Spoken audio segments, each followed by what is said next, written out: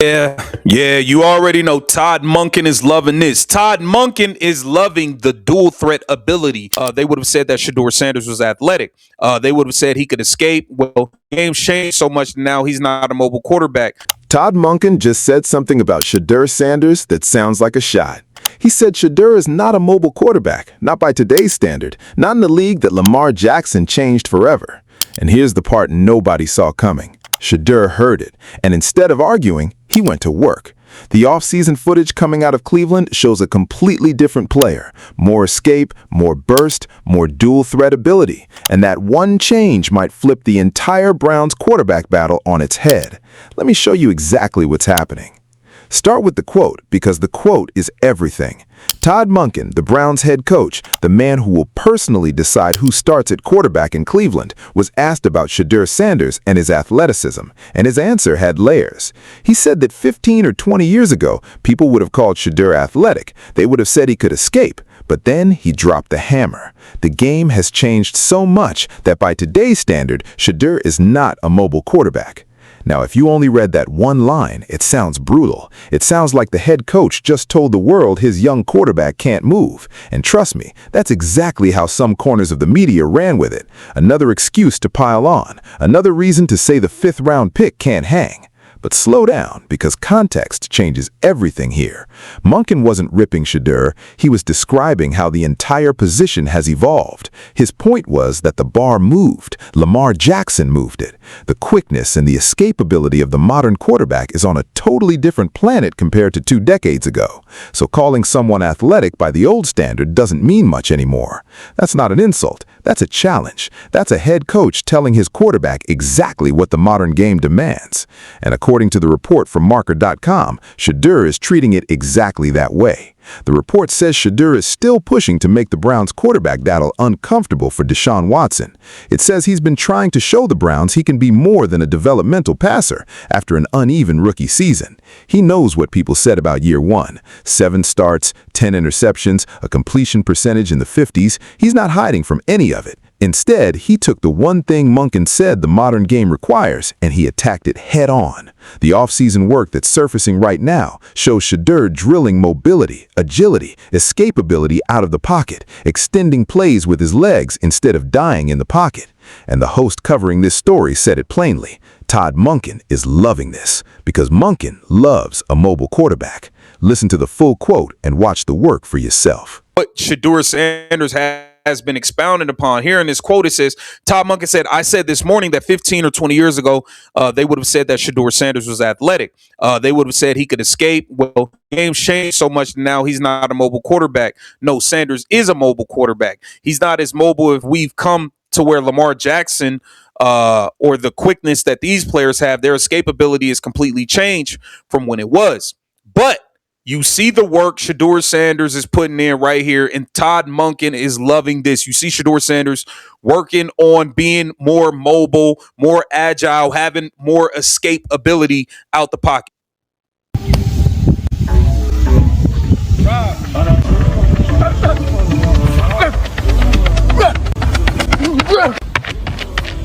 You see Shedeur Sanders putting in the work right there to be a more dual threat, have more dual threat ability, be able to extend plays, run for first downs, and things like that. And Todd Monken is really going to enjoy that because he loves a mobile.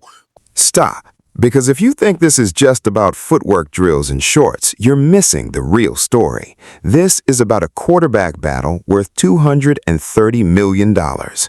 Let's talk about why this specific improvement at this specific moment matters more than any other move Shedeur could have made.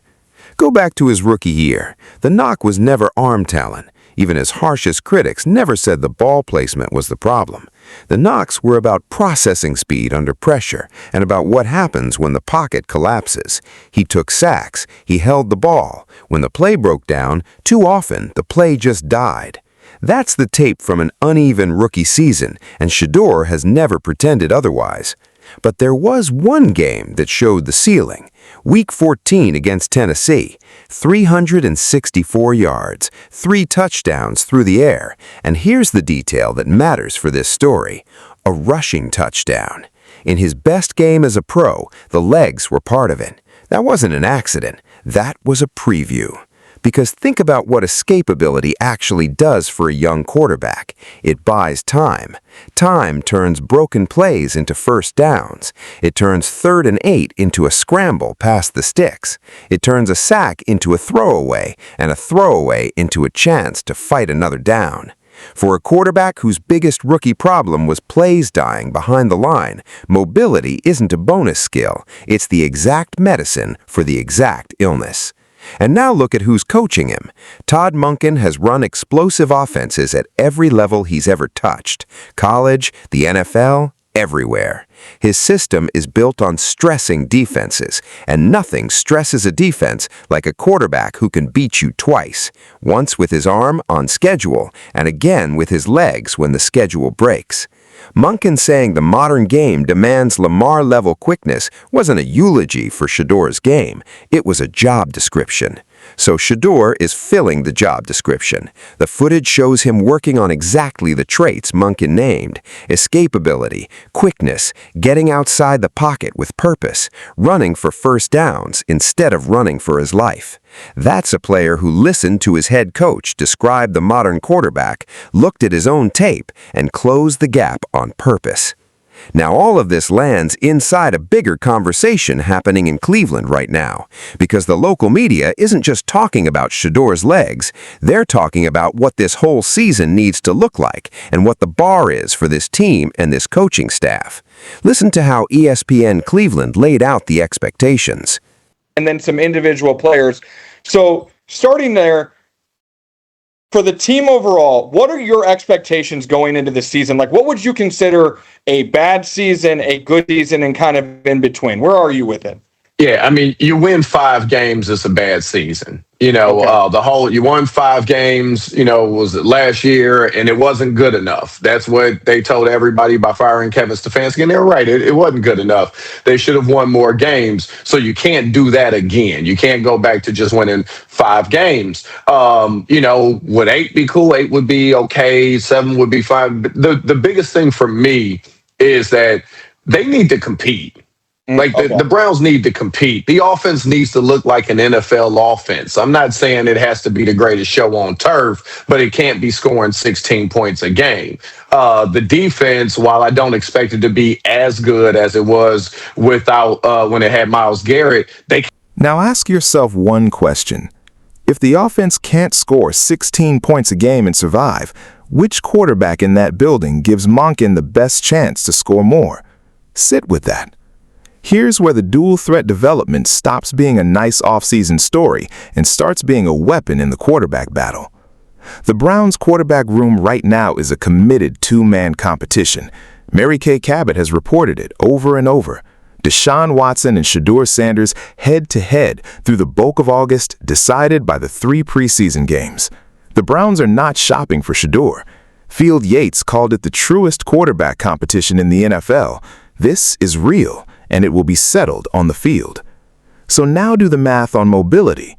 Deshaun Watson is coming off 2 Achilles tears. 2. The same tendon torn twice, keeping him out of all of last season. And I want to be fair here.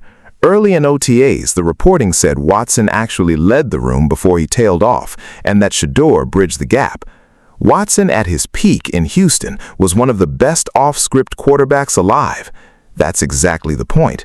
That version of Watson lived on escapability, on extending plays, on making defenders miss, and that is precisely the trait 2 Achilles tears attack.